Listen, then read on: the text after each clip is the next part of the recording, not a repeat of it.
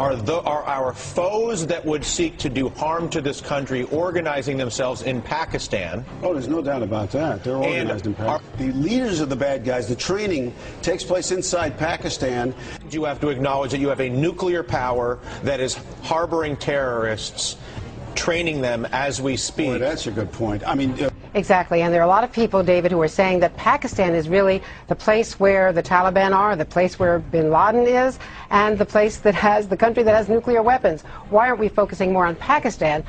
Admiral Mullen, the chairman of the Joint Chiefs of Staff, when asked where Al-Qaeda was in the region, he said very flatly, it is not in Afghanistan, it is in Pakistan. I think that the Pakistani government is basically abdicating to the Taliban and to the extremists.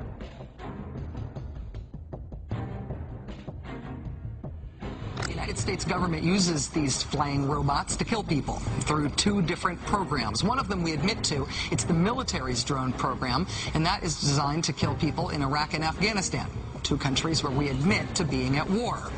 The other drone program is something the U.S. government doesn't admit to, but it's the worst kept secret since Elton John came out.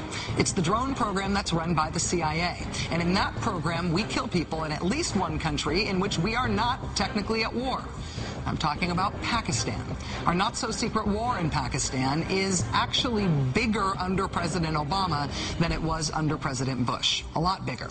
In his first 9.5 months in office, President Obama has reportedly authorized as many drone strikes in Pakistan as President Bush did in the whole last 3 years he was in office. We're bombing Pakistan once a week on average now.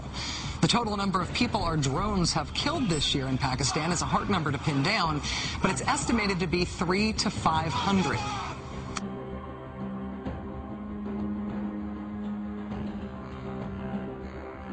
Obviously, at this point, the U.S. wouldn't send troops into Pakistan, but is this an excuse of working around that by sending these private military contractors in instead?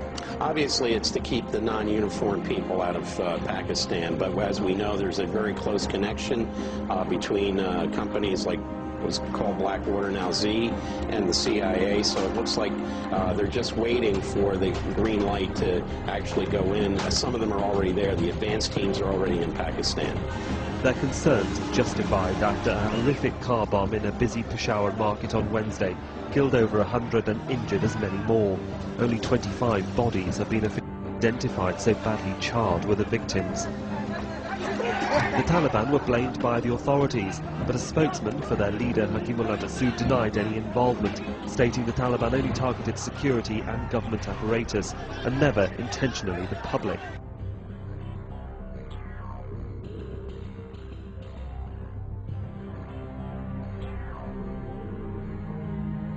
The U.S. has pushed Pakistan to mount the offensive. Pakistan Army has to decide for itself when and whether to go into Waziristan. There isn't any question that the people down there pose a direct threat to both the American troops in Afghanistan and to Pakistan itself. These attacks may be happening on your territory, but this is not your fight alone. The army is getting martyred. We are fighting against our own people. It's their war that we are fighting. It's not our own war. The solution to our problems lies with our nation.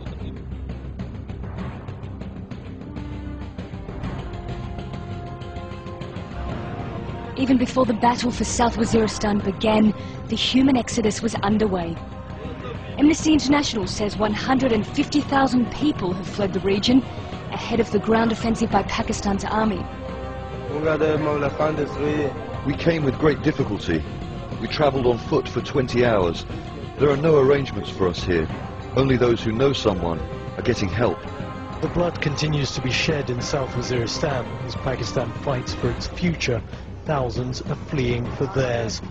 Here in a town just over the border, they stand in huge lines just to be registered. There was no aid being distributed at all. We were told the government hadn't allowed it. We have enough adequate stock in our hands, but unfortunately we are waiting for the green signal from the government. When the government gives us a green signal, we will be ready.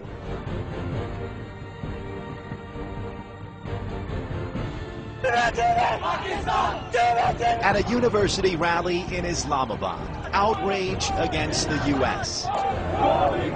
and chants of "Go America, go."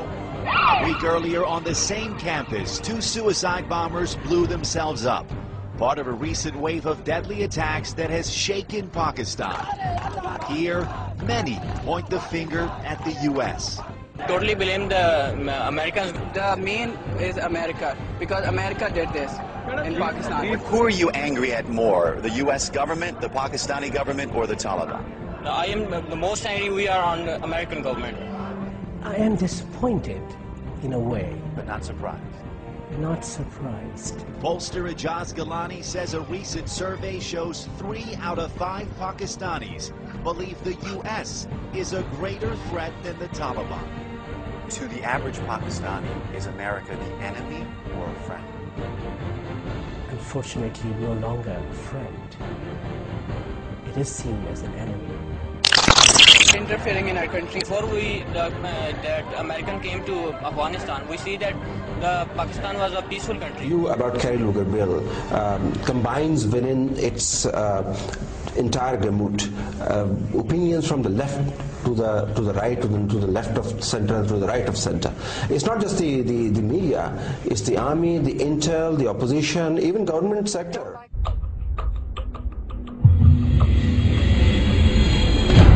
I am here to assure you that we shall share this burden with you all.